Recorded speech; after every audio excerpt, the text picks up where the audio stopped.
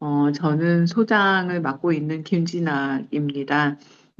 오랜만에 저희가 무더운 어, 기간 세미나를 좀 쉬었다가 이제 다시 한번 또 아침 저녁으로 찬바람이 불어오면서 공부를 또 해야 되지 않을까요?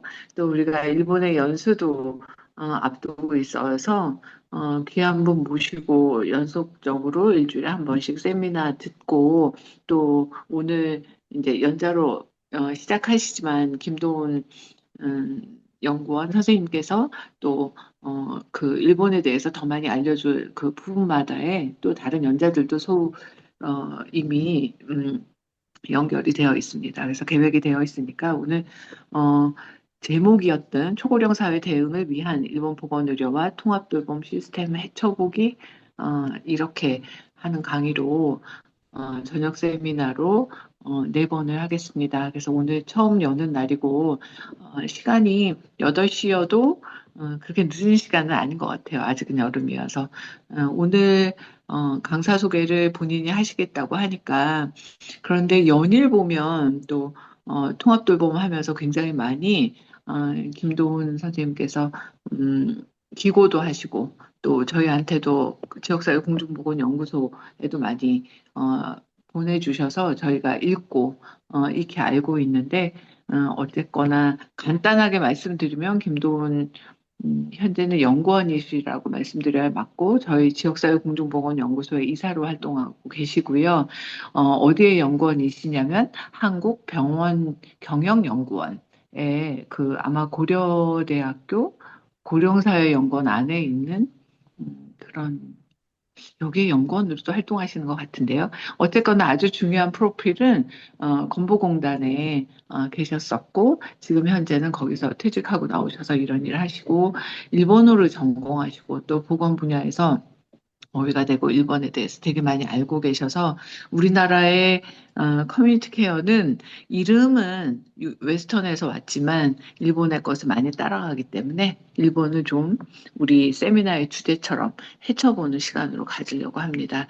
박수가 들릴 수 있을지 잘은 모르겠으나 김도훈 선생님 바톤을 받아주십시오. 네, 안녕하세요. 김도훈입니다. 저는 한국병원정치연구원이고요. 이거 병원 협회 안에 관련된 부서인데 한국병원정치연구원입니다. 그래서 거기서 연구원을 이제 입사한 지 얼마 안 됐고요. 그리고 이제 고대 고령사회 연구원이 따로 거기서 비상근 있는데 거기서는 주로 장기요양보험이나 그 노인 관련된 업무를 하고 있습니다. 그래서 소속은 두 가지인데 병원 정책연구원 고대 고령사회연구원이고 그전에 건강보험공단에 34년 근무했었고 고사에서 파견 나갔었고 일본에서 한 4년 정도 일본에서 공부한 바였습니다. 그래서 일본 보건의료제도, 장기요양보험제도, 통합도본 관련된 연구하고 공부를 하고 있습니다. 이제 본격적으로 이제 들어가겠는데요. 좀 이거 총 5가지 형태로 왔는데요. 첫 번째 이제 강의 개화 문제의식, 두 번째 일본 보건의료 체계, 세 번째 일본 진료 수가, 네 번째 한국과 일본의 건강보험 체계에 대해서 말씀드리겠습니다. 이게 언어 주로 책 위주로 많이 설명하는데 일본 사람들이 그 자료 같은데 인터넷 자료를 많이 안 띄우다 보니까 주로 책으로 출판하는 케이스가 많아가지고 책 소개를 많이 하여져 있는데요. 첫 번째 저책은 이제 그 일본 의료 위기, 그래, 크리시스 가지고 일본이 의료 제도가 위기를 맞이하고 있다. 그리고 2025년에는 일본 제도가 의료 제도가 망한다는 의미에서 했습니다. 그 시점은 2025년이 되는데 일본 의료 제도가 망했는지 성공했는지는 다시 볼 문제인데 그런 책자고 두 옆에 있는 파란색 그림은 이제 일본이 이제 의료 종사자 부족 문제인데 기존에는 이제 일본 의사 수가 부족 문제를 들었는데 최근 일본 의사뿐만 아니라 간호사라든가 재활치료사, 기타 인력이 특히 간호사 부족이 가장 혼전. 2025년 기준으로 지금 최저 6만 명, 최고 27만 명이 간호사가 부족한 실정이 있습니다. 그래서 의료 공급 체계가 지금 무산되는 위기에 처해 있다는 그런 내용입니다. 이게 일본의 이제 인구 구조와 초고령화 보건 의료 체계의 전환인데 일본이 이렇게 2000년도부터 2025년대 통합돌봄과 보건의료체계를 복지국가에 완성하겠다고 15년 전부터 공을 했었거든요. 그래서 올해 2025년 목표를 잡은 게 배빈 분세대가 75세 이상 후기 고령자 들어가기 때문에 2025년에 완벽한 복지국가 의료제도 완성, 그리고 또 통합돌봄 완성 국가로 설정했는데 막상 2025년이 됐는데 일본 정부와 국민이 바라는 그런 복지 국가가 완성되지 못한 일이 발생하게 됩니다. 현재는 일본에서 만성질환 및 다발성 질환이 중심으로 의료가 수요가 폭증하고 있고 75세 이상의 약 70%가 전기증 L 및 제트 치료 받는 구조가 전환되고 있는데 단기 급성기 치료 중심의 정통적 모델에서 앞으로는 만성질환 및 복합 돌봄을 아우르는 지속 가능한 체계로 근본적인 패러다임의 전환이 진행되고 있습니다. 그리고 이제 일본이 이제 국민 의료비가 제일 높은 최고치를 경신하고 있고 특히 문제는 후기 고령자, 72세 이상 고령자가 관련된 비중이 40%를 돌파하거나 이게 지금 75세 후기 노인 의료비가 엄청나게 폭풍적 급증하고 있습니다. 그래서 75세 이상 고령자 1인당 연간 의료비가 65세 미만 젊은 사람들의 약 4배에 달하는 하게 되면서 일본의 사회보장 재정 건전성을 압박하는 가장 중요한 핵심 요인이 되고 있습니다. 다음 일본 보건의료 대응의 한계인데 이것은 이제 정말 그 재행가는데 이것은 뜻이 뭐냐면 이게 계속 증가하는 직미, 우리 같은 미용 성형이거든요. 요즘에 일본이 미용 성형이 워낙 증가하고 있어가지고 이게 젊은 의사들이 일반적인 필수 의료나 그런 의료를 포기하고 성형 미용으로 요즘에 최근 23년 이동하는 케이스가 엄청나게 발생하고 있습니다. 그래서 우리나라도 거의 똑같은 현실처인데 그래서 그에 따라서 일본의 의료 붕괴가 시작되고 있다. 그런 직자입니다. 그리고 오른쪽인 직자는 우리도 요즘에 의료 사고 관련된 문제인데 의료의 의사의 의료 사고는 범죄인가, 환자는 소비자인가 이에 관련돼서 일본도 똑같이 의료 사고가 그 책임 논리가 상당히 문제가 되고 있어 일본에서 상당히 논란되고 있습니다. 이게 모든 이제 일본 의료 제도 흐름이나 한국 의료 제도가 약간 몇 년 정의 격차가 이게 그 격차가 있지만 거의 똑같이 좀 흐르고 있습니다. 지금 그 다음에 초고령화 속도를 따라잡지 못한 의료 자원 재편인데 현재는 일본도 지금 민간 중심 공급 구조 의료 공급 체계이다 보니까 예, 상당히 문제가 많이 발생하고 있습니다. 이게 지금 일본이 약 전체 백상 70%인 민간이 차지하고 있다 보니까 그 공적 의료보험이 상당히 부족한 상태입니다. 근데 문제는 이제 민간 의료기관 자율영업도 보장을 하다 보니까 일본 정부 입장에서는 정부가 추진하는 급성기 병상 축소, 회복기 재택 의료 병상 전환 정책이 속도가 이게 정책이 제대로 추진 못하고 있습니다.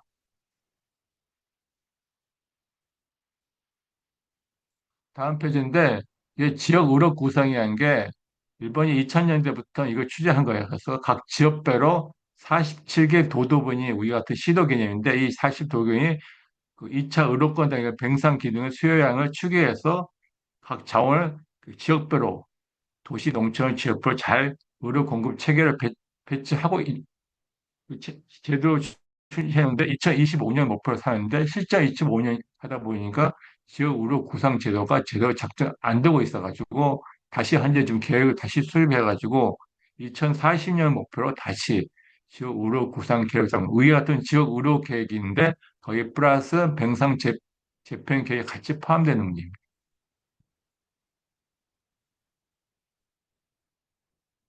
이게 제대로 이렇게 의료 공급 체계가 제대로 작동이 안 되다 보니까 일본의 통합 돌봄 제도인 지역 포괄 케어 시스템도 같이 전환이 잘 안 되고 있습니다. 현재 시설 및 병원 중심으로 이루어졌는데 이것을 집과 자택과 집과 지역 기반의 의료 체계를 전환하고 있는데 지자체하고 각 지역 간의 재택 의료 지원 인프라 격차가 있어가지고 당초 계획한 사회적 입원을 제대로 해서 못하고 있습니다.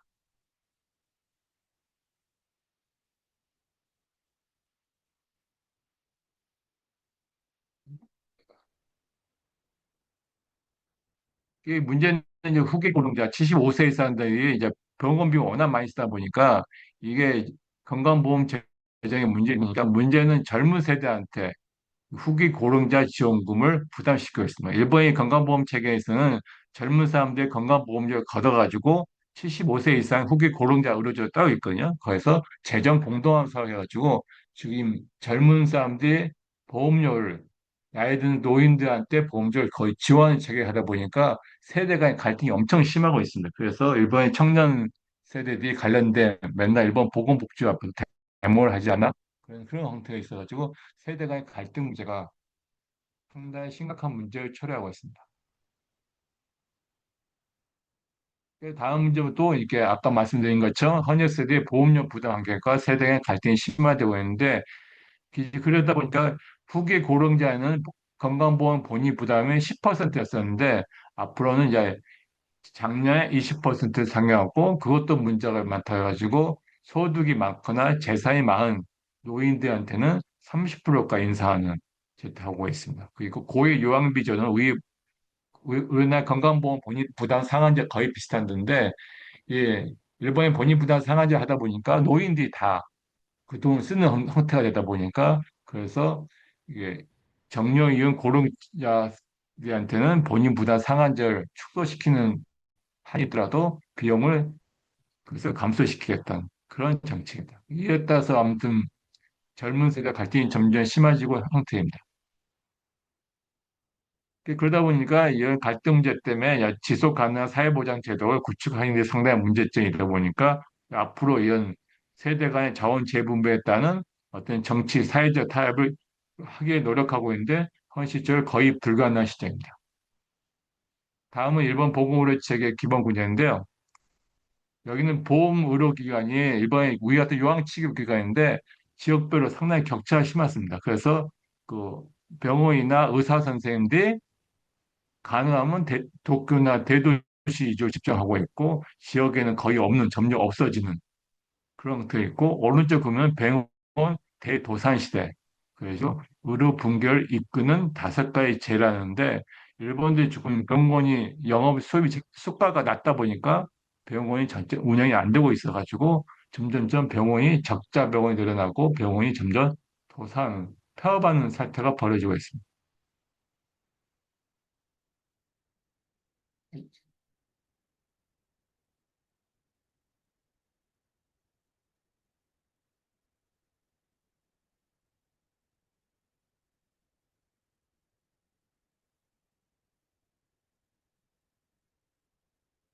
이제 일본 보건의료 시스템 말씀드리는데 여기 보면 이 책은 애국의 한자인데요. 일본의 최대 쟁점이 애국인 건강보험, 애국인이 들어가가지고 일본 내에서 건강보험을 쓰는 일이 발생하고 있는데 문제는 돈을 안 대고 비행기 타고 돌아가는 케이스가 많이 발생하다 보니까 그 병원비를 누가 부담하느냐 문제가 발생하고 있어요. 가지고 다다음 주에도 일본 정부에서 이거 애국인 건강보험 때문에 한국 들어오는데 그러니까 일본에서는 이게 의도적으로 약간 뭐 애국인 건강보험과 관련된 문제가 많이 나오는데 일본은 더 심각해가지고 외국인 환자들한테는 기본 진료 수가보다 5배 이상 돈을 더 받고 있습니다. 그런데도 불구하고 계속 들어오고 그 돈 병원비 납부하고 도망치는 일이 발생하니까 상당히 심각한 문제이고 그리고 오른쪽에는 일본의 정신의료 문제, 정신의료와 관련된 병원비도 폭증하다 보니까 일본도 사회적 큰 문제가 정신의료 문제가 사회적 문제가 되고 있습니다.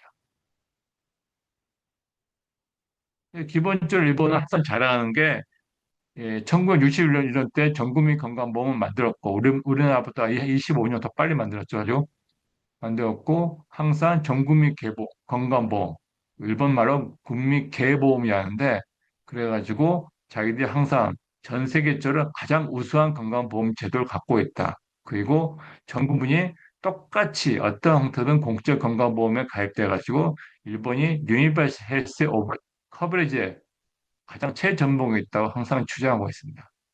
이게 항상 완벽한 제도가 주장하고 있는데 불구하고 문제는 국기 고령자 70, 특히 노인 의료비 문제 때문에 이게 제대로 작동이 안 되고 있는 형식입니다.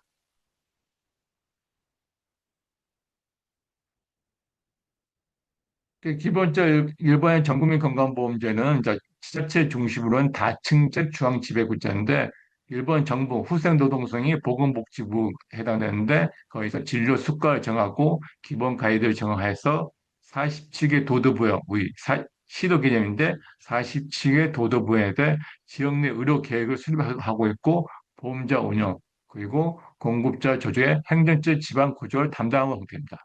일본은 이제 중앙정부가 기본 방침화 되어지고 지자체 중심으로 건강보험이나 의료체계가 기본적 지자체 중심으로 이루어지고 있습니다. 그래서 최하 47개 도도부여 밑에 1,500개에 대한 시군구가 이것을 건강보험하고 예, 하고 의료체계 운영하고 있습니다.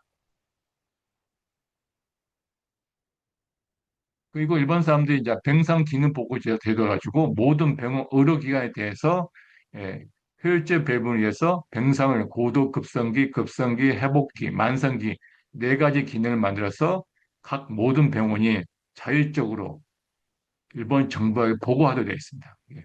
중앙 정부는 아니고 지자체에 보고가 되어 있습니다. 그런데 이제 이 보고 시스템이 우리나라는 이제 정부 위주하고 있는데 일본은 지역 의사회가 이걸 거의 주도하다시피 하고 있어요. 그래서 이제 지역에 있는 의료기관, 지역의사회가 직접 의료기관 통제하거나 관련된 이제 보건소와 같이 업무 협력해서 그것을 병상 기능 구분, 지역 의료 구상, 지역 의료 계획을 현재 직접 추진하고 있습니다.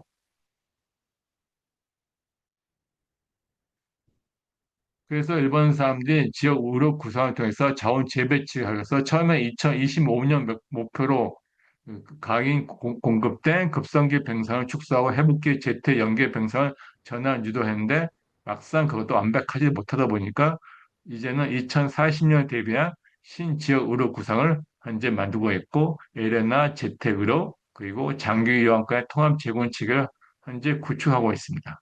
현재 신지역 의료 구상 발표되어 있고 세부적인 계획은 아직 안 나온 상태입니다.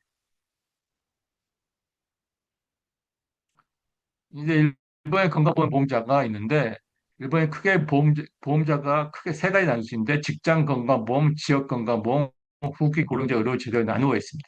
우리나라는 이제 국민건강보험공단에 통합돼서 하나의 조직을 갖고 있는데 이 숫자를 보시면 알겠지만 직장 건강보험에 아니라 협회 건강 중소기업 대상한 게 47개 지부 형태로 각 보험료 다른 형태입니다. 그리고 조합건강 건강은 대기업체가 1,300개, 그리고 공제조합이 85개, 그리고 지역건강보험이 각 1,716개, 160개, 후기가 47개. 다 합치면 계산도 복잡하게 이게 한 3,500개 정도 보험자가 됐습니다. 한국은 딱 하나인데 이게 그 3,500개가 다 보험료 다 다르고 보험급여 내용은 거의 유사한데 보험료가 다 다르다 보니까 예, 일본 그 지역구 수가 관련된 논의돼 있을 정도 그런 문제입니다. 이게 이게 보험자가 많은 것은 이게 좋은 장점도 있고 단점인데 우리나라도 옛날 조합건강보험 할 때도 다 똑같은데 예, 보험자 많이 하다 보니까 여기 대기업체 건강보험 조합의 경우는 워낙 대기업체 뭐 삼성 이게 소니 미치 건강보험조합이나 미쯔비시 건강보험조합은 워낙 대단히 조합되니까 보험료 거의 증설 안 하고 있어요.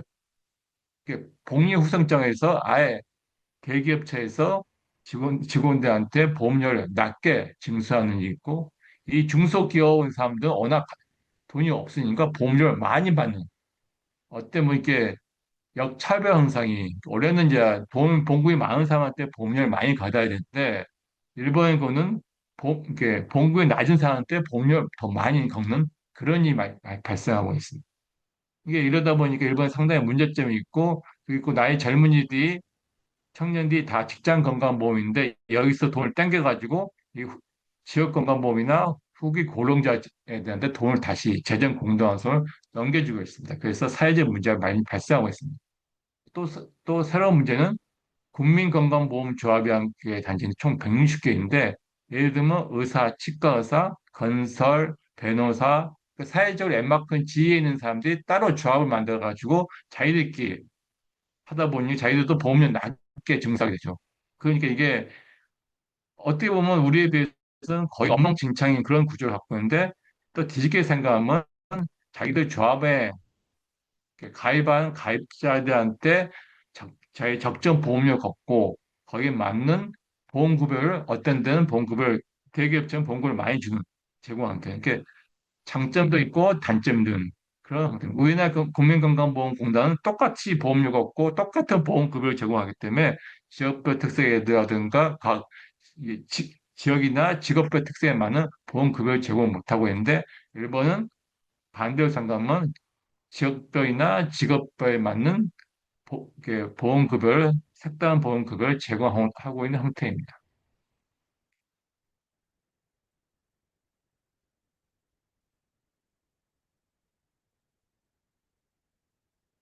이건 심사지불기구인데 일본엔 크게 심사지불기금이 크게 두 가지 나누어가 있어요. 사회보험진료보수지불기금이 직장만 주로 상대하고 있고 국민건강보호단체연합회에서는 주로 지역만 하고 있습니다. 근데 국민건강보호단체연합회는 실제는 아까 지역의료보험의 보험자 연합체입니다. 이 지역의료연합체는 시군구다 보니까 예, 자체적으로 이렇게 만약 여기다 그 심사 맡게 되면 이게 심사료를 엄청난 비용을 지불해야 되니까 자기들이 사실상 직영 형태로 직접 하고 있습니다. 근데 이제 아까 말씀 대기업체 건강보험조합에서는 이, 그 지부기금을 심사 믿지를 못하고 있어요. 그래서 일부 대기업체 조합에서는 아예 자체적으로 하고요. 보험자가 직접 심사하는 케이스가 상당히 많이 있습니다. 그래서 우리나라 심사평가원에 비해서는 이쪽 일본 심사지부기금은 상당히 힘이 없고 파워가 없습니다. 막상 우리 건강보험 심사평가원 같은 언제 가시면 큰 건물 두 개 있는데 막상 여기 일본의 심사지불기구하면 5층짜리 쓰러져 있는 건물이 가 있어요. 그게 완전히 다른 형태예요. 저 먼저 나가볼게요.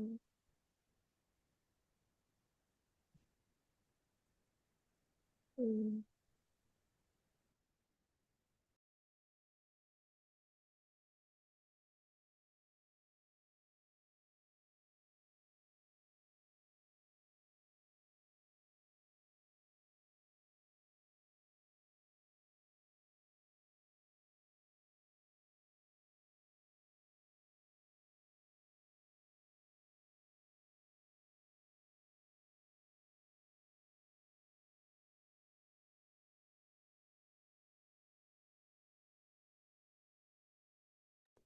김도훈 선생님 안 들려요. 마이크 꺼져 있어요. 언제까지? 네, 네, 죄송합니다. 네, 감사합니다. 아까 말씀은 다 했죠. 네. 그리고 민간병원에서는 일본이 약 80%가 민간 의료보험을 하다 보니까 일본 이제 중앙정부나 지자체가 행정적인 지도, 뭐 어떤 조치 같은 거로서는 수의성에 영직교대 병상 기능을 전환 강제하기. 이게 중앙 정부 입장에서는 민간보험한테는 이렇게 저렇게 할 입장이 못 되다 보니까 일본 정책이 의료 정책이 제대로 추진하기 못하는 그런 한계점이 있습니다.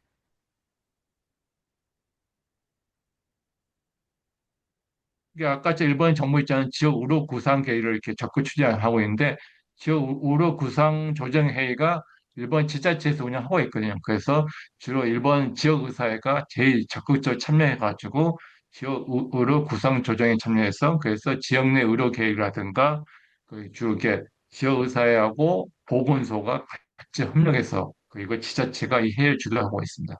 이렇게 하다 보니까 이게 대부분 잘 운영되고 있는데 문제는 지역 내 의료기관 이해관계거든요. 이게 하다 보니까 지역의사회나 보건소라든가 지자체 관련된 뭐 소비자 단체인가 그것을 같이 제대로 이렇게 이해관계 대립하는 공구가 많이 발생하고 있습니다. 이게 실제로 보면 이제 저는 내용은 잘 안 되는 내용이 이제 있는데 실제로는 대체로 잘 운영되고 있고 근데 일부 지역에서 안 되는 경우가 많이 발생하고 있습니다. 근데 이제 일본도 이제 의사 수가 부족하느냐 문제는 실제 일본은 도쿄나 오사카 지역에서는 의사가 좀 넘치고 있고 그에 비해서 시골 지역에서 의사가 부족한 상태예요.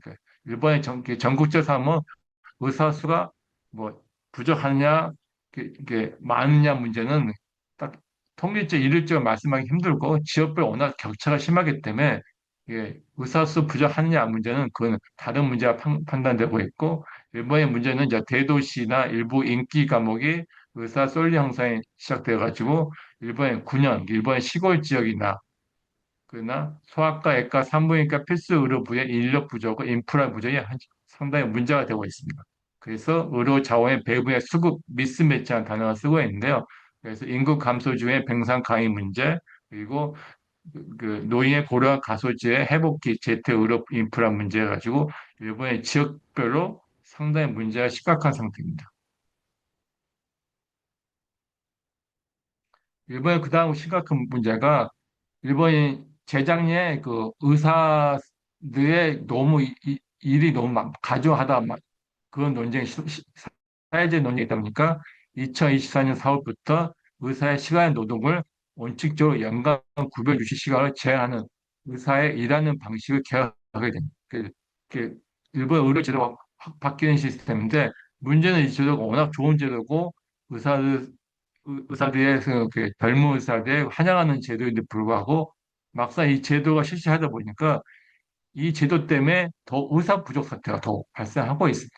그리고 특히 농촌지역 의사가 이게 보통 농촌지역 의사 선생님들이 가해로 더 열심히 밤늦게 그 진료했었는데 이걸 하다 보니까 사람들이 의사 선생님들이 일을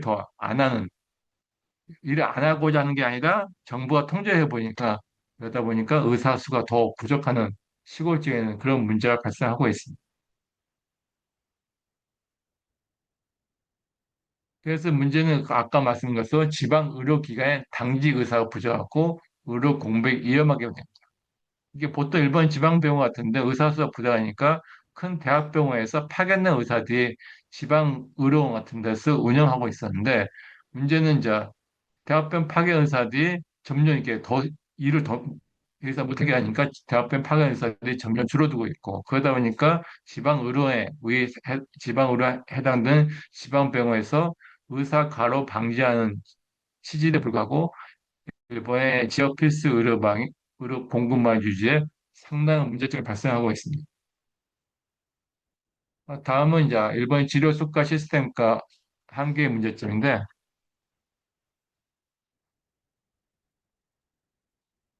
일본의 사전에 가면 이제 이런 치료 수가책이 한 거의 2000페이지 정도로 엄청 두고 글씨도 그냥 엄청 한 5포인트 글씨를 막 글씨들이 엄청 수가책이 있어요. 가지고 하다 보면 이제 문제는 일본이 그게 진료 수가 너무 복잡해가지고 우리 책보다는 이제 우리 진료 수가가 거의 5배 크게 책이 되는데 진료 수가고 왜 일본 진료 수가 복잡해지는가 가산 제도를 엄청나게 만들어가지고 가산 제도 그 책이 점점 두꺼워지는 우리나라도 이제 가산제도 많이 두꺼워지는데 일본이 진료 수가 문제가 가산제도 그러다 보니까 이 진료 수가 개정 DS 있거든요.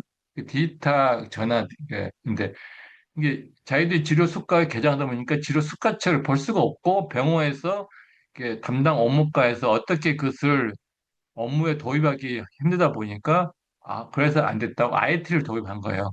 그래서 IT를 도입해가지고 진료 수가를 업무에 활용하기 어렵다 보니까 그래서 진료 수가 DS 해가지고 일본에 이것을 도입하고 있는데 담당자들이 귀찮으니까 안 쓰고 아직도 종이와 팩스를 쓰고 있는 경우가 상당히 많이 있어요. 이것도 이제 일본의 진료 수가제 관련 책인데 뭐 어떤 때는 CD도 우리나라 CD 다 없어졌는데 이게 2020년자 책인데 CD로 좀 공급하고 있고 그런 측면에서 일본이 상당 IT 측면에서 우리보다 많이 상당히 뒤떨어져 있습니다. 일본의 중앙사회의료보험심의회 단체인데 우리 건강보험 정책 심의와 거의 유사합니다. 우리나라는 1년에 한 번씩 수가를 개정하는데 일본은 기본적으로 2년에 한 번씩 수가를 개정합니다. 이게 2년에 한 번 할 수밖에 없는 게 일본의 진료 수가가 너무 이렇게 복잡하고 가산이 많다 보니까 1년 내에 수가를 거의 개정이 상당히 어려운 점이 있고 일본 사람들이 수가 개정을 또 워낙 검토 많이 하다 보니까 상당히 어려운 점이 많습니다. 그래서 중앙사회보험 의료심의회는 이제 간단히 중의협이라는데 이게 일본 보건복지부 장관의 자문기구, 우리처럼 심의기구가 아니고 자문, 그러니까 자기들이 이렇게 검토해가지고 일본 보건복지부에다 이런 의견이 있으니까 반영해달라. 이게 우리보다는 이제 파워가 없는데 그렇다고 그렇게 파워가 없는 단체는 아닌데요. 보통 이제 일본 의사, 우리 똑같아요. 의사, 치과 의사, 약사 들어오고 보험자, 노사대표, 공의요원. 이온을 들어가 있어가지고 이렇게 되면 우리나라 건정시에는 의사 대표가 적다고 하는데 실제로 일본도 의사 대표가 적어요. 그런데 보면 생각보다 의사가 별로 없게 보여요. 그런데 이제 공익의원 보면 의사에 관련된 교수님들 꽤 많이 들어오고 이게 꼭 그렇진 않은 문제도 있어요. 그리고 특히 보험자 보면 일본인 보험자가 한 3,500개 되는데 보험자가 크게 대표가 3명 들어와요. 그 보험자도 이게 거의 담당 게 하는 사람 의사들이 많이 들어오기 때문에 자세히 보면 상당히 의사 수가 없고 공식적으로 보면 의사 수가 없는 그런 형태를 취하고 있습니다. 이렇게 보는 관점의 차이인 것 같아요. 그래서 기본적으로 2년에 한 번씩 수가 구조하고 있고 최근에는 이제 병상 기능 개폐라든가 지역포화 개혁, 한국시면 그냥 통합돌봄 관련된 진료 수가라든가 거기서 재택으로 관련되죠. 아까 말한 의료지 처우 개선. 그래서 수가 가선 항목이 계속 늘어나고 있습니다. 이제 특히 요즘에는 이제 일본이 고령자 기능을 전환을 이게 될 수 있으면 이제 그 불필요한 급성기 병상을 없애고 만성기 의료 병상을 유도하기 위해서 관련된 수가를 많이 만들고 있는데 지역 포괄 케어 병동 그래서 만들고 있는데 우리나라도 어떻게 보면 노인요양병과 거의 비슷한 개념이에요. 근데 우리나라 노인요양병은 직접적인 치료를 거의 안 하고 있고 어떤 측면 방치하는 측면이 많은데 일본의 지역 포괄 케어 병동은 이제 방치 개념이 아니라 급성기 이후에 회복기 환자를 수용한다는가 아니면 기분들이 집으로 돌아가기 전에 재택 복귀할 수 있는 모든 지원 서비스를 한다는가 급성기 아니면 재택 요양 환자가 집에서 재택으로 서비스 받고 있는 분이 긴급하게 바로 급성기 병원 입원하기 힘드니까 긴급하게 입원 수용하는 여러 가지 기능을 담당하고 있고 수가 체계도 행위별 수가이 아니라 포괄 수가 체계를 통해서 급성기 병상의 가발을 완화하고 재택으로 집으로 돌아갈 수 있도록 확고하게 지원하는 시스템입니다. 이번 지역 포괄 케어 병동은 상당히 성공적으로 됐다고 많이 평가되고 있고요. 우리나라 노인요양병원은 상당히 비교되는 좀 그런 겉으로는 거의 비슷한데 속 내용은 일본의 지역화교육병동이 착실하게 잘 진행되고 있습니다. 이게 지역화병동이 일본 통합도와 직접 연결이 돼 있어가지고 어떻게 보면 이제 일본 의료제도 아는 통합돌봄의 큰 역할을 수행하고 있습니다.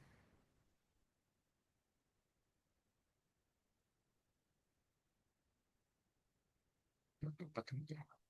그리고 아까 말한 것으로 사람들이 이제 근데 의원급 병원들이 이제 재택의료이라든가 재택의료 의원을 어떻게 하기 위해서 될 수 있으면 방문 진료 가산 수가를 많이 다층적이어가지고 될 수 있으면 병원에서 재택의료 서비스를 제공하도록 수가로 계속 유인하는 정책을 취하고 있습니다. 그리고 이제 재택의료 지원 의원 우리 같은 재택으로 시범사업 간의 유사한 케이스를 하는데 기본적으로 24시간 지원 체계가 있습니다. 왜냐하면 이제 일본에서 재택 의원들이 24시간 대응 체계를 하지 못하고 있기 때문에 재택으로 지원 병원을 만들어 가지고 24시간 대응 체계를 할 수 있도록 지원하고 일반적인 재택 의료 의원들 뒤에서 지원 체계를 갖추고 있습니다. 그래서 이 재택 의료 지원 병원 밑에 일반 재택의료 의원들이 2, 30개씩 같이 데리고 그저께 일본을 방문했는데 일본에 나고야 가나와 병원 가는데 재택의료 지원병원이었거든요. 그래서 한 열 몇 개 재택의원들을 같이 연계해서 같이 한 시스템이었습니다. 그리고 일본 정부에서는 여러 가지 방문 치료나 재택 통합 관료 가설하고 있고 상당히 많이 지급되어 있고 다학제 연계하는 것 같은가 24시간 왕진 체계하게 되면 수가를 다시 추가 산정하는 그런 체계를 갖추고 있습니다. 이제 이게 진로 수가인데 사진 가져온 게 여기 보면 이제 일본도 하도 AI 많이 쓰니까 이게 이 진로 수가의 그 베이스 오브 평가로가 있는데 이게 의료지의 처우 개선을 이미 엄청나게 많이 올렸어요. 그런데 일본 정부 현장에서는 제대로 이렇게 더 올려달라 그런 주장을 많이 하고 있고 이런 문제가 있습니다. 근데 문제가 아까 말씀드린 일본 진료 수가 너무 복잡하고 담당 직원의 행정 부담이 많하고 있습니다. 그래서 수가 인정 기준 세부하는데 현재 업무가 가중하고 있어가지고 도대체 이게 책이 3,000페이지 넘은 책들이 어떻게 볼 수도 있고 그 sem천페이지가 아이텍 자료가 작동 안 되고는 그런 하고 그러다 보니까 이제 병원의 의료진들이 이제 기본적인 진료 서비스에 집중하지 못하고 서류 행정에 계속 매달리고 있는 그런 형태를 취하고 있습니다. 이게 일본이 그 습관처럼 아주 미세하게 막 습관을 세 번씩 했어요. 모든 진료 부책줄 막 만들어 놨는데 그러다 보니 상당히 문제가 상당히 심각하고 있고 그 지역과의 격차 문제. 그래서 일본도 이제 지역별로 진료 수가 체계를 만들자는 주장이 많이 나오고 있고 그래서 이제 이렇게 하다 몇 번 시도가 실패했어요. 지역가서. 그러다 보니까 각 지자체별로 이게 기본 지역 수가를 못 건드, 이게 수가책을 못 건드리고 지자체별로 자기들이 이 어떤 한시적인 자체적인 수가책을 갖추고 있는 지역이 일부 있습니다. 우리나라에서 그런 제도를 검토하고 있는데 그런 문제가 좀 있고요.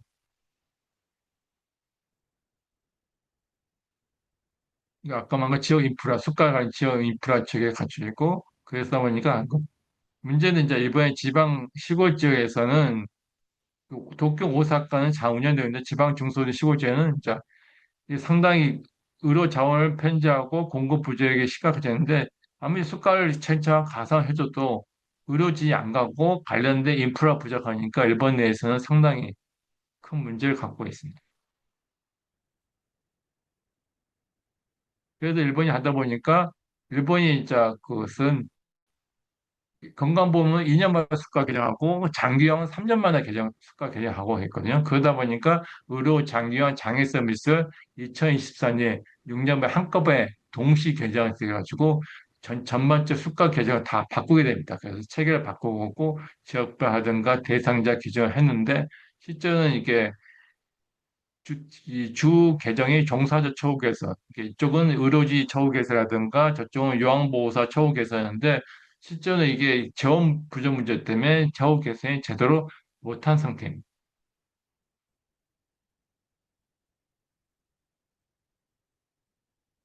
그리고 아까 만 의료 장기화 복합 견제 종사자 처우 개선이 제대로 갖고 있고 아까 베이스 업이 가지고 기본급 인상을 이제 엄청나게 많이 시키는데 어차피 아무리 임금 인상하더라도 현장에 있는 사람들이 정말 현장을 이탈하고 사람을 구하지 못하는 정책적 한계에 도달하고 있습니다. 특히 일본이 요즘에 원래 일본 물가 인상이 거의 안 되거든요. 거의 물가 하도 0.1%, 2%였는데 최근에 2, 3년 사이 일본이 물가 상당히 많이 상승했어요. 한 4, 5% 성격, 평소보다 10% 이상의, 아니, 10배 이상 상승이 발생해가지고 아무리 종사자에 대해서 임금을 많이 인상해봤자 물가가 더 많이 올라가가지고 그래서 더 거의 종사자 초원 계산에 그렇게 큰 득이 없다고 판단되고 있습니다. 그리고 이제 다음 이제 한일 건강보험제인데 여기는 일본의 의료 체계 제인데 일본의 시마자키 겐지 교수가지고 일본의 정부에 있다가 정부 고위 경로가 퇴직해가지고 일본 대학 교수를 하고 있는데 일본의 의료 제도와 정책이 관련된 문제점과 해결 방향. 보통 우리나라에서도 세종이나 원주에서 일본 출장 가면 꼭 이분을 만나야 돼요. 모든 책자를. 그래서 저도 이 책을 한 번에 출판을 할까 했는데 책이 거의 700페이지 되다 보니까 번역 출판을 못 하겠는데 이게 이제 다음에 꼭 일본 하신 분들 꼭 이 책을 읽으면 일본의 모든 문제점을 쓴 책인데 이 책이 나온 지 거의 7, 8년이 나와서 꽤 오래됐어요. 근데 지금 이 책을 읽어보니까 우리나라 문제점이 똑같이 나와 있는 거예요. 그런 책자고 있고요. 이분이 한국에 자주 오고 있는데 뭐 있고 그다음 이거는 한자 시사에 오는 의료 계획책 해가지고 일본도 이제 소비자 보호 운동이나 그런 많이 하니까 한자 운동, 시민 운동 많이 하더니까 일본도 많이 하고 있는데 우리나라보다 활발하지 않은데 요즘에 2, 3년 새 일본에서 한자 보호 운동이 많이 일어나고 있습니다. 그리고 일본 의료 정책, 기타 정책을 이게 일본이 이제 기본적으로 이렇게 우리나라는 기본적으로 단일 동질적 병상 구조인데 기본적 급성기나 요양병원 중심의 이분화된 구조고 고령 환자가 퇴원 후에 집으로 복귀하기 전에 중간 단계 회복기 의료 인프라가 우리는 없는 시스템인데 일본은 이제 병상 기능 보고조를 통해서 중증 급성기 회복기 만성기를 나누고 지역 케어 포가 케어 병동이나 제트 의료 지원 체계가 중간 되게 회복기를 지원 중간 체계가 잘 구축되어 있어가지고 의료 서비스하고 장기형 서비스 연속성을 확보하는 전달 체계를 잘 구축하고 있습니다. 일본도 처음에 안 그랬었는데 최근 10년 사이에는 그 지역 포괄 케어 병동 제트 의료 체계가 제대로 구축되고 있어가지고 집으로 가기 전에 서비스를 제대로 받을 수 있게 구축되고 있습니다.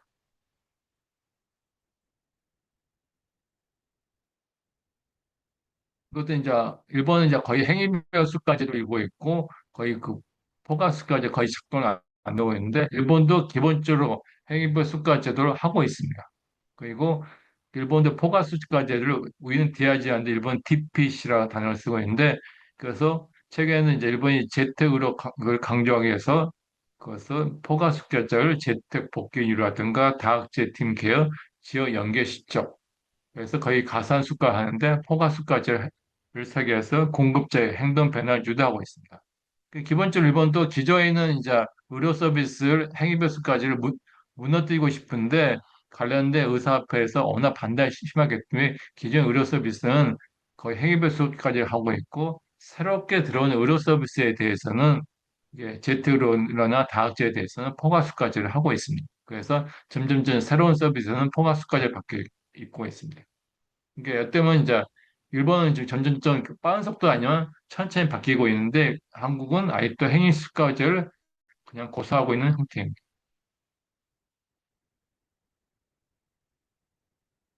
이거 이제 일본의 시행 중인데 일본 이게 민주 진료소가 있거든요. 우리는 같은 이제 우리 의료 사회적 협동조합 비슷하는데 이게 이렇게 이런 데가 일본의 시골 지역에 상당히 많이 들어가 있어요. 그 이제 일본에서는 이제 우리나라 의료 사회적 협동조합 어떤 이미지 갖고 있다 판단이 애매모호한데 일본의 의료 사회적 협동조합이나 민주지로서는 일본 내에서는 상당히 이렇게 호의적 이미지를 많이 하고 있고 전국적 단체를 조직하고 온주고 있습니다. 그래서 거의 주로 헌장 위주로 하고 있고 이게 이런 민주지도서이나 일본 의료 사회적 협동조합은 지역의 보건소라든가 지역 의사에 같이 협력관계 운영해가지고 상당히 잘 운영되고 있는 물론 이제 도시 지역에는 이런 진료소가 거의 안 들어가 있고요.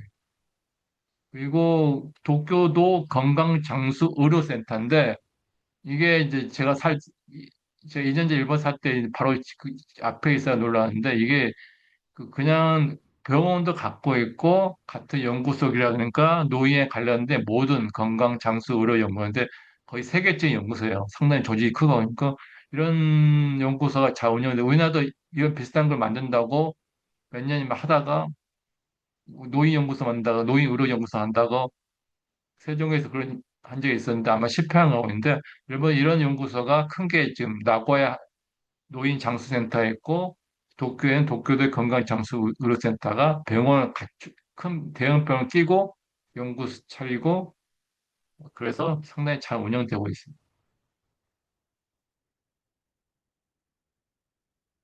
이게 일본도 이제 아까 말씀드린 그 아까 전체 병상의 7, 80%가 민간 의료 기관이다 보니까 뭐 지역 의료 구상을 통해서 공고 자유 합의에 의해서 이렇게 강제를 하지 못하게 하다 보니까 점점 잘 안 되고 있는 상태. 우리나라도 똑같이 이제 공국 대비 민간 요지하다 보니까 이게 우리나라도 중앙정부 차원에서 병상 기능 재편을 하고 싶어도 제대로 못하고 있는 그런 형태가 있고 일본도 잘 안 되고 있대 일본 대수에 있으면 주로 이게 수가 인센티브라든가 이게 지금 후방 지원한테로 중앙정부에서 계속 정책을 추진하고 있습니다. 우리나라도 아직 그런 형태를 못 취하고 있다고 판단되고 있고요. 그리고 일본도 이제 강내 지자체, 시도별로 각 지역별로 워낙 격차시다 보니까 일본 지자체에서는 지역 의료 계획 수립하든가 병상 수급 조절 핵심 주체를 만들고 있습니다. 중앙정부 차원에서 하는 게 아니라 지자체에서 직접 지역 의료 계획을 독자적으로 구성하고 병상 수급이라든가 의사 수급 문제도 지자체에서 직접 하고 있습니다. 그래서 지자체에서 지역 의료 구상 회의를 통해서 지역 의사의 보건소 관계자 모여가지고 그 중앙정부 차에 논의하는 게 아니라 지자체에서 그 지역의 모든 것을 의료 정책을 논의하고 있습니다. 그래서 거의 통합돌봄인가 재택으로 연계시켜서 하고 여러 가지 문제점 많이 있지만은 그래도 우리나라에서는 일본의 지자체에서 특히 지역 의사회가 보건소들이 큰 역할을 하고 있습니다. 그런 측면에서는 이제 우리나라는 우리나라 통합돌봄은 3월 27일에 실시됐지만 중앙정부 주도하는 그런 형태를 취하고 있는데 일본은 통합돌봄이든 의료제도든 지방자치 단체 중심으로 모든 정책을 추진하고 있습니다. 그래서 지역별 특성에 맞게 운영되고 있습니다.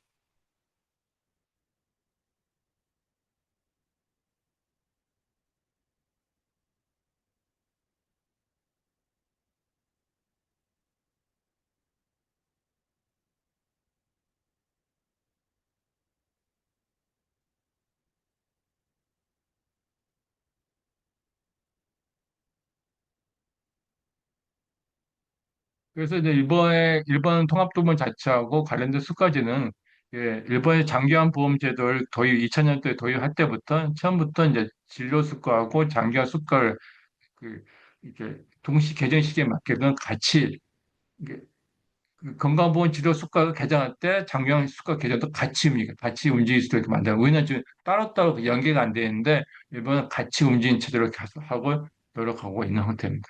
우리나라도 이제 일본처럼 급성기병이나 요양병원 그리고 장기 요양병이 같이 연계책을 법적으로 체결시켜야 되는데 우리는 안 돼 있고 일본은 잘 되고 있는 형태입니다.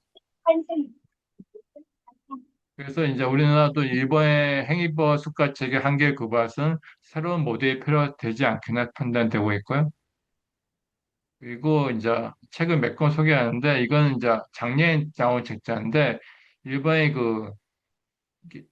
이게 서민 동대가 번역하는데 일본의 도쿄의 한쪽 완전 벤두리 도시, 벤두리 지역에 완전 골목기에 있는 시골 지역인데 거기 있는 병원 원장이 세게 쓴 거예요. 그래서 도쿄에 있는 병원에도 불구하고 일본 병원이 점점점 망하고 있다. 아마 5년 이내에 망하지 않겠냐.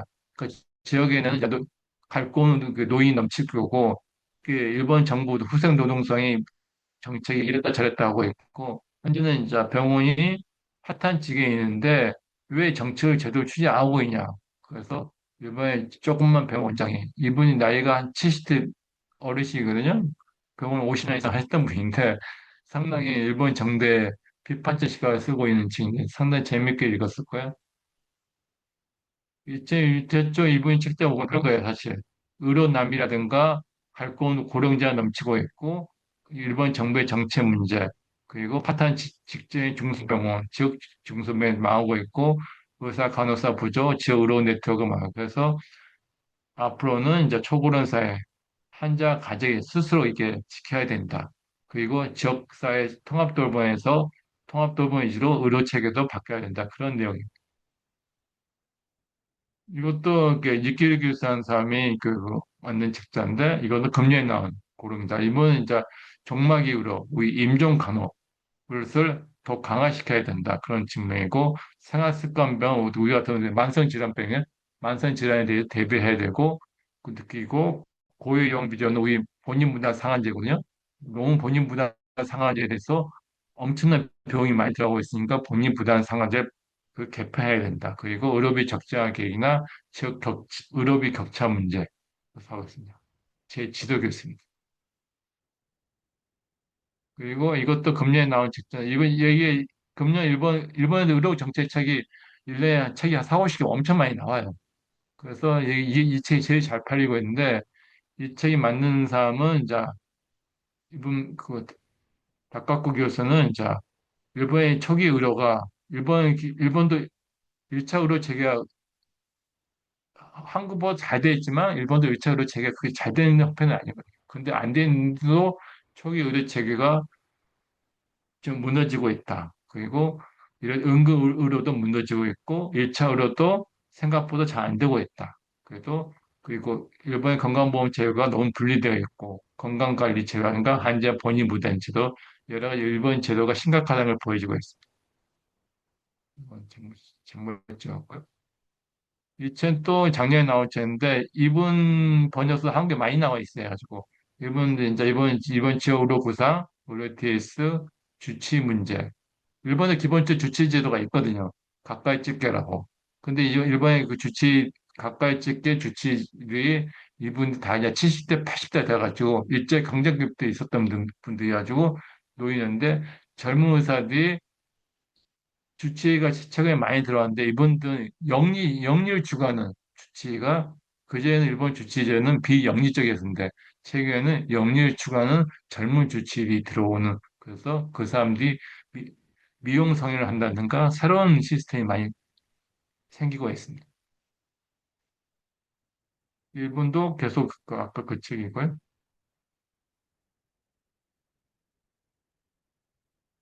이것도 정리하는데 이 호리에 다케우미 안상이 원래 IT 했던 테크놀로지 했던 친구인데 이번에 이제 그다 보니 그 주로 칼날 많이 쓰는데 이분은 이제 그 젊은 층 IT 테크놀로지 젊은 사업가다 보니까 일본의 의료 체계에 문제 있다. 그래서 일본 의료 체계 엎어야 된다. 그래서 이러면 안 된다. 그게 어떤 영리 사업가 테크런치 입장에서 이 사람을 쓰는데 이분은 의료 제도를 망치겠다.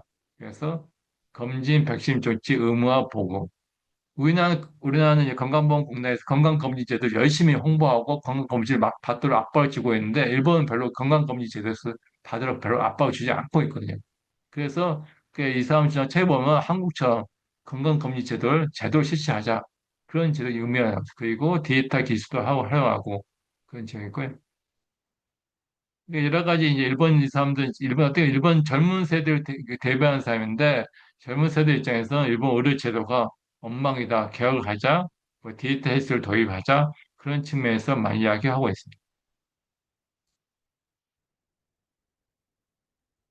이것도 이제 일본의 대학병원이 옛날 일본 대학병원이 큰 지역별 중심적 역할을 하고 있어가지고 일본의 지방의 환자들이 도쿄를 안 오거든요. 여기는 일본의 도쿄대 병원 못지않게 오사카 대학 일본 대학병원 오사카 대학병원 나고야 대학병원 큰 일본 대학병원이 지역의 큰 핵심 역할을 하고 있기 때문에 도쿄에 와서 치료를 받을 수 없는 데요. 안 가게 도쿄까지 안 가도 되는 그런 형태인데 잘 되고 운영되고 있는 불구하고 일본의 지역의 대학병원들이 하나씩 무너지고 있는 게 문제는 젊은 의사들이 오지는 않다 보니까 일본의 국립대학병원이 거의 80% 적자 상태고 대학병원이 이제 점점점 망해가는 수준이 돼가고 있다. 그래서 대학병원 지역의 대학병원이 중심으로 사리자는 그런 내용입니다. 보면 뭐 여러 가지 대학병원 문제점 같은 기사한 내용이고요. 이것도 금년에 나온 책자인데 병원이 살리는 국립대원 병원 문제 케이스하고 있는데 이 일본이 국립대원 밑에 지역 의료 병원들이 많이 갖고 있거든요. 지역 의료냐 보통 사고 쉽게 끼고 있는데 일본의 지역의 국립대원 병원이 도산하게 되면 일본의 지역 의료체가 같이 무너지는 그런 형태입니다. 그래서 하고 이 사람의 도토리 대학병원을 거의 도전했다는 것은 이 도토리 대학병원에 대해서는 거의 이제 해당 지자체가 관련된 기업이라든가 도토리 그 지역의사과 보건소가 합류해서 이 대학병원 망하는 자금을 살렸거든요. 특이한 케이스로. 이것은 이제 어떤 지자체장의 의지라든가 지역에 있는 의사의 보건소에 지역 주민이 협력이 있지 안 되는 그런 텐데 그런 케이스는 아주 드문 케이스인데 크게 성공한 케이스로 이렇게 해서 일본에서 도토리 모델이 가지고 지역으로 여기 도토리 모델 이 도토리 지역에 가게 되면 통합도로는 잘 되어 있고 모든 근데 그게 잘 사는 동네는 아니에요. 시골 지역인데 불구하고 그래서 도토리 우리나라 언론에 많이 떴어요. 도토리 치면 이 모델이 성공한 케이스 우리나라 언론에 많이 떠 있고 여기 도토리 지역 우리나라 출장이 많이 가다 보니까 많이 떠 있습니다. 이거 있어서 정리하는데 음. 이게 체나 처분 상담 대응의 매뉴얼 인데 일본인도 우리나라도 건강보험공단에서 보험료를 안 내게 되면 압류하고 그런 케이스 상당히 많이 있거든요. 그런데 일본은 이제 지역 건강보험 보험자가 이 사람들이 이렇게 보험료 증수가 하도 안 되니까 일본도 더 안 되니까 민간한테 체납 같은 체납 업자한테 맡겨버려요. 그 우리 같은 악성 돈 받아나서 똑같은 것좀 그분들이 이제 채널 업자들이 대신 보험료를 대신 징수 받고 압류 들어가요. 이게 우리마다 더 무섭게 압류하고 채널 처분하는 일본의 그런 시스템 갖춰가고 있고요. 이것은 막 이렇게 각 병원만 요즘에 다 설치돼 마이너ンバ 카드 가지고 일본의 건강보험증 종이형이었는데 IC 카드 만들어가지고 건강보험 IC 카드 아닌데 그 사람 건강관리 검진 정보 다 그다음에 온라인 자격정보청은 요즘에 금년 8월 달에 다 강제 실시되고 있습니다. 근데 제대로 작동 안 되는 지역이 많긴 많은데 현재는 금년 8월부터 본격 실시하고 있습니다. 그리고 이거는 일본 방위성, 그리고 그 일본 국방부 의과대학병원 의사를 직접 해가지고 우리나라 걔들은 이제 의사 선생님들이 대학을 졸업해서 군의관 일본을 가잖아요. 그 일본은 군의관 제도가 일반 의사들이 가는 게 아니라 자기 국방부 안에서 의과대 의사를 키워가지고 군의관 양성하고 있습니다. 이게 이 사람들이 군의관 활동하고 있고 군대를 제대하면 지역 의료에 투입할 수 있는 필수 이력이 되고 있습니다. 그리고 이것은 제트 의원이고요. 이 메꾸미 제트 크린인데 거의 체인점 비슷하게 되어 있어가지고 여기가 상당히 이렇게 메꾸미 제트 크린이 일본 전국에 많이 깔려 있습니다. 기본적으로 이것을 정리하는데 일본의 보건처는 의료 전달 체계가 여러 가지 많이 노력하고 있는데 기본적으로 이게 민간 중심 공급 체계하고 법적 강제력이 부족하다니까 재패 한계가 있고 두 번째는 재정 지속 75세 후기 고령자가 너무 많다 보니까 보험료 부담이라든가 세대계 형평성도 그렇기 때문에 70 이상 후기 고령자 때문에 일본의 건강보험 제도가 지속 가능성이 건강보험 제도가 없어지기까지 처해진 상태입니다. 그리고 일본의 그 논의의 정점은 수가 가산 문제라든가 의사 일하는 방식을 실시했는데도 불구하고 제대로 작동 안 되고 있는 그에 따른 이제 오히려 이제 지역 의사들이 부족한 실제가 되고 있습니다.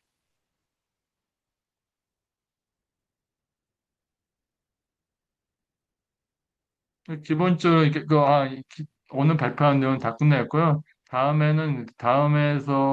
주에 발표한 내용은 이제 오늘 이제 보건의료제도 위주로 설명드렸고 다음 주에는 이제 의료와 장기 특히 장기간 보험 서비스 위주로 주로 관련 내용을 말씀드리도록 하겠습니다. 이상입니다. 따로 질문하실 분은 질문하시면 답변 드리겠습니다. 아, 그 질문을 하실 수 있을까요? 제가 여기 설명 듣고 싶다고 지금 저기 채팅창에 올려주시는 분이 있는데 직접 마이크로 얘기하셔도 될 것 같긴 하고 제가 읽어드리는 게 더 나을까요? 네.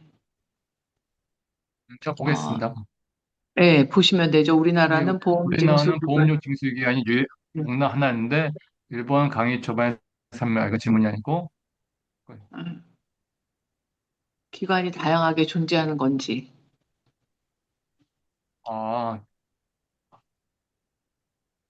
아, 일본은 기본적으로 일본 민간보험에서는 일본에서 실손보험 개념이 자체가 없습니다. 그래서 일본이 민간보험회사가 공적보험에 끼어들 틈이 없고 있고요. 그리고 일본은 이제 혼합치료 금지해가지고 만약에 비급여 서비스를 받게 되면 기존에는 급여 서비스도 같이 본인 부담, 100% 본인 부담을 지쳐야 하기 때문에 일본 사람들은 비급여 서비스를 거의 받지를 안 하고 있습니다. 그래서 실손보험 자체가 존재하지 않고 민간보험에 존재하지 않고 있습니다. 근데 일본 보험자가 3천 개 넘는 보험자가 공적인 기관에 운영되고 있는데 사실상 자세히 보면 건강보험조합이 대기업자 같은 공적인 보험조합이 아니라 민간보험조합의 성격을 많이 갖고 있습니다. 됐습니까? 지금 그걸 질문하시는 것 같아요. 김동훈 선생님. 그러니까 우리나라는 건보가 징수기관인데 일본에는 3천 개가 넘는다고 하셨으니까 근데 이들이 공적 보험을 어, 징수하는 기관에 속하는 거인 건지 그게 좀 저도 혼선이 있었거든요. 그 3,500가 일본 공적 건강보험 안에 들어가 있기 때문에 공적 아, 건강보험 체계 예, 예. 그런데 또 지역별로도 좀 다양하게 라고 얘기를 하신 부분이 있어가지고 음, 보험료가 즉 3,500개 다 다른 형태. 하다 어, 보니까 일본도 보험료 상한선을 두고 있어요. 근데 네. 한선도 두고 있는데 아까 음, 건강보험조합, 직장 건강보험조합 때는 음, 대기업체 건강보험제는 거의 보험료를 하한선 기준 보험료 막 징수 안 하고 있고 중소기업 네. 건강보험조합은 워낙 재정이 나쁘니까 상한선까지 보험료 징수하고 있습니다. 그래서 네. 우리나라 얼마 전에 우리나라 그 건강보험 정책심의에서 해서 그게 상한선 문제 때문에 회의가 무산됐다 이야기 들었었는데 이게 그것 때문에 엄청 사람들이 그 조사 나왔었는데 일본이 지금 일본도 어떤 뭐 일본 제도가 더 나을 수도 있고요. 다양한데 어떤 장단점이 다 갖고 있는 것 같습니다. 네. 네.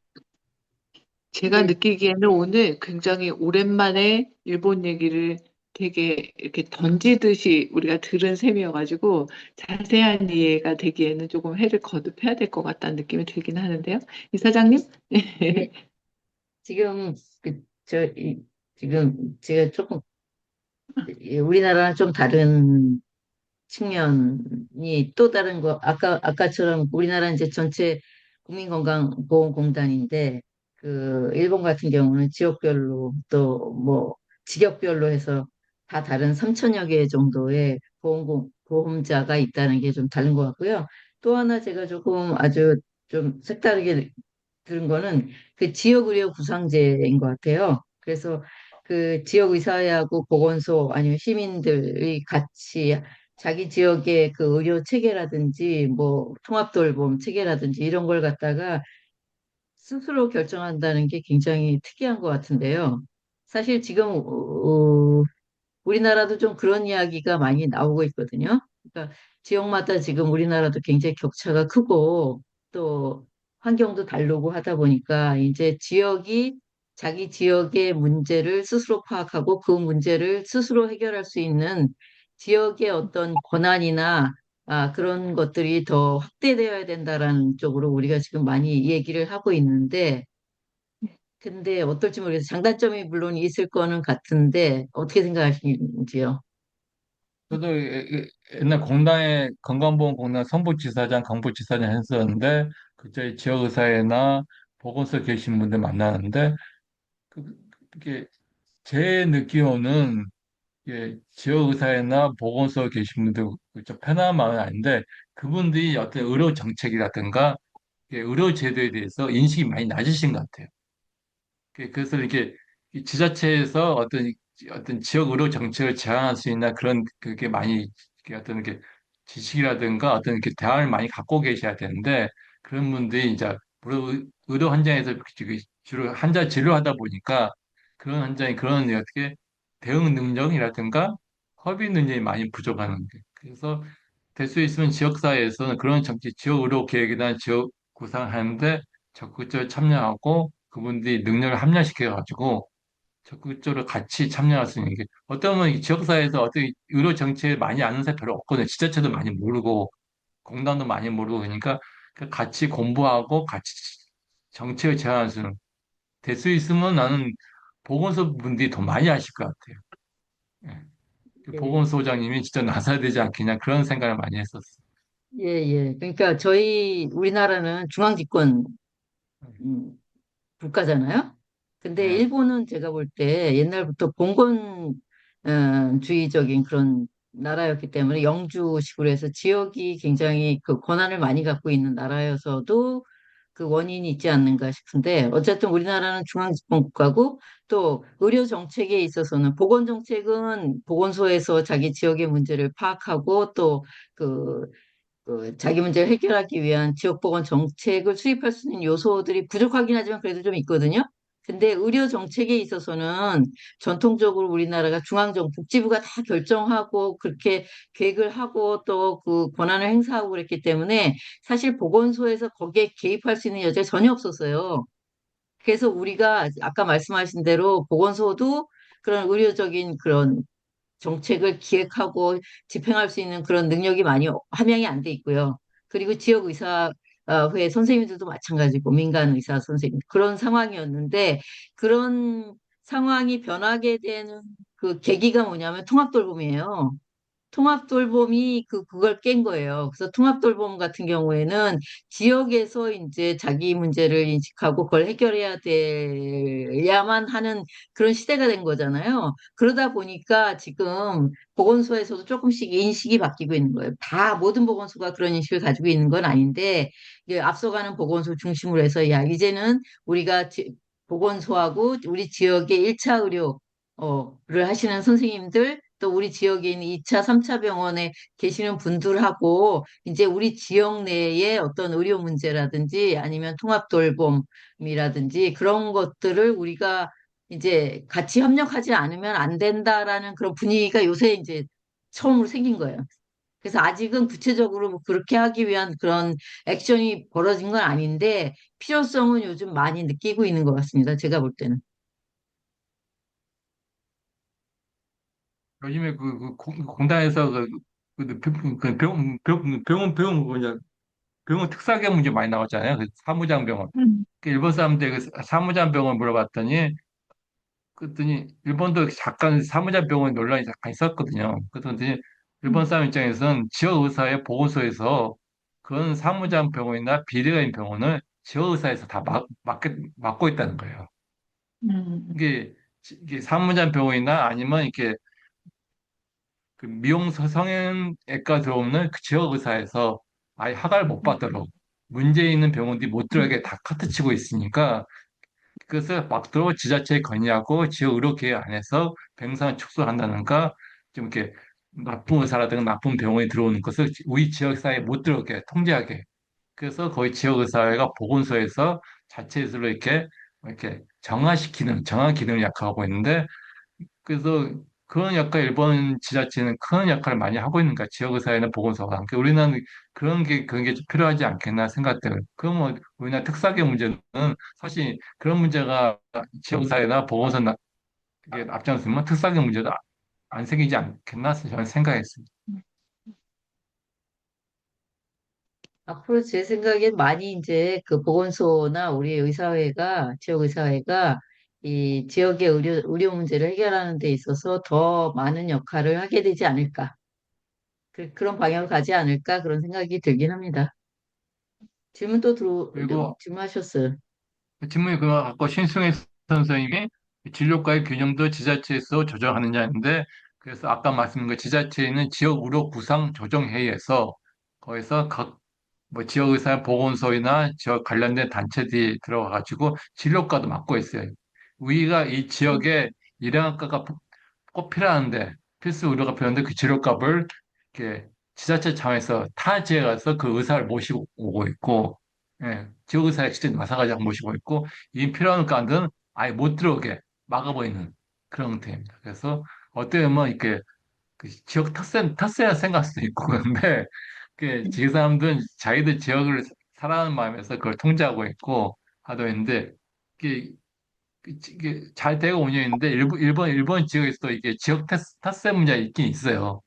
특히 도쿄 쪽 같은 데는 텃세가 있어요. 도쿄 대도시는 워낙 도쿄식 의사의 파워가 세다 보니까 있는데 시골 지역 같은 데는 텃세 개념이 아니라 지역의 의료 발전에서 많이 하고 있고 이것도 텃세가 없다고 할 수도 있는데 도쿄 대도시는 텃세가 있다고 이야기하고 있습니다.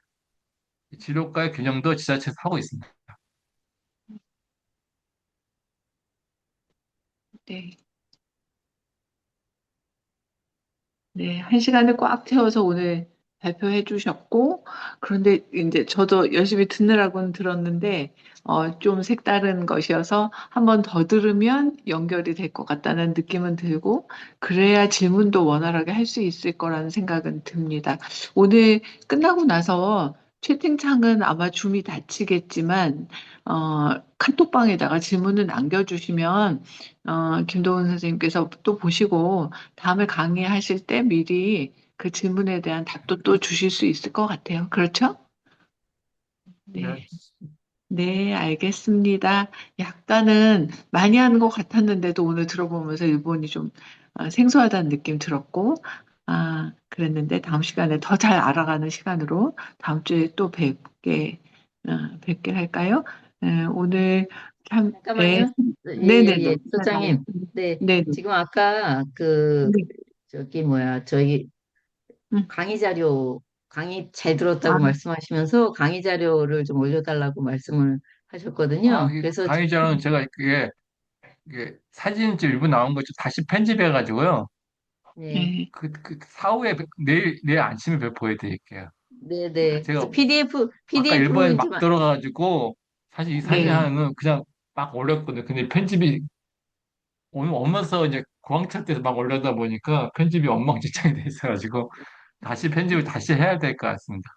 예, 그렇게 그래서 내일 좋게까지 해서 아침에 올려주시면 되게 좋아할 것 같습니다. 네. 예, 네. 그리고 또 하나가 뭐냐면 저희 톡방 회원 아니신 분들도 많이 들어오신 것 같거든요. 그 회원 아니신 분들은 우리 그 국장님께서 신청해 주신 분들한테 별도로 강의 자료를 좀 보내드려야 될 것 같습니다. 그리고 또 하나 부탁드리는 거는 저희 그 공보원에서는 이렇게 좋은 강의를 많이 기획을 해서 그 거의 뭐 저기 격주로 이렇게 줌 세미나를 무료로 개최를 하고 있거든요. 그러니까 저희 회원으로 가입해 주시면 감사하겠습니다. 그럼 바로 저희 톡방으로 초대를 해서 저희 강의를 들으실 수 있는 기회를 그렇게 드리도록 하겠습니다. 예, 네, 그러면, 소장님 이제 네, 네. 지금, 네, 우리 이사장님 말씀까지 듣고, 오늘 인사 많이 해주시는데 채팅창에 남겨주시는 거 감사하고요. 오늘 완전히 이해 못한 거 다음 주에 또 한 번 더 들으면서 이해가 될 것 같고, 이렇게 하면 일본을 잘하는 거는 우리한테 너무 필요할 것 같죠. 앞으로, 벌어질 일을 어쩌면 예견하고, 미리 방지할 수도 있을 것 같고요. 다들 수고 많으셨고요. 다음 시간에, 다음 주에 또 뵙겠습니다. 김도훈 선생님 감사합니다. 모두 감사합니다. 네, 고맙습니다. 감사합니다. 수고하셨습니다.